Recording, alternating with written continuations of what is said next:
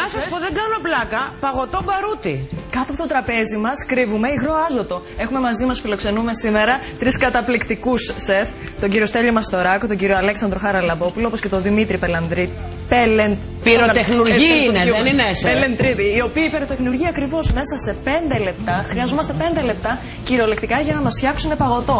Με διάφορες γεύσεις μέσα από αυτό το μαγικό βαλιτσάκι που βλέπω, το οποίο τι ακριβώς είναι?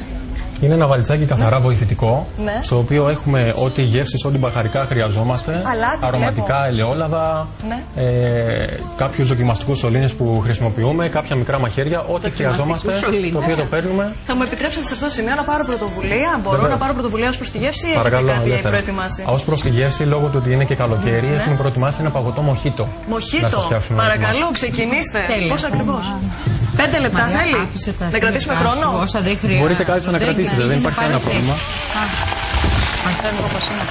Λοιπόν, 5 λεπτά χρειάζονται ακριβώς οι σεφ για να ολοκληρώσουν. Όχι, πρέπει παιδί μου, κάτσε να δούμε πώς το φτιάχνουν οι άνθρωποι τα παγωτό μας. Έχεις βγάλει την ψυχή. Τι κάνετε εκεί?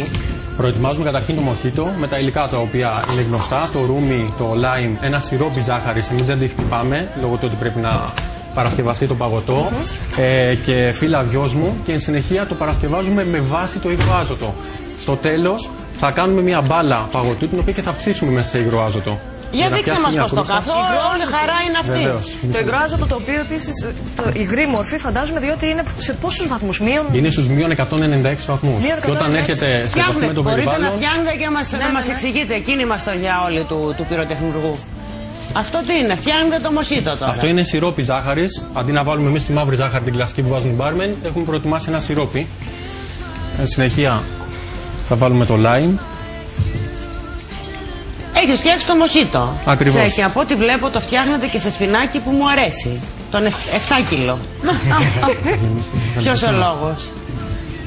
Και εκεί μέσα εκείνο εκεί που αχνίζει, που κρατάει. Είναι το υγρό άζωτο. Έτσι πρέπει να είναι αυτό, εκεί είναι το υγρό άζωτο. Ακριβώς. Το υγρό άζωτο, συγγνώμη, εγώ νόμιζα ότι θα χρησιμοποιηθεί για την ψήξη του παγωτού. Το βάζετε μέσα στο μείγμα? Με το υγρό άζωτο φτιάχνουμε το παγωτό. Παρακαλώ, συνεχίστε, μην σας διακοπτώ. Πάντα δηλαδή το παγωτό έχει υγρό άζωτο? Όχι, μόνο το συγκεκριμένο. Μυστικές συνταγές λοιπόν, αλχημίες.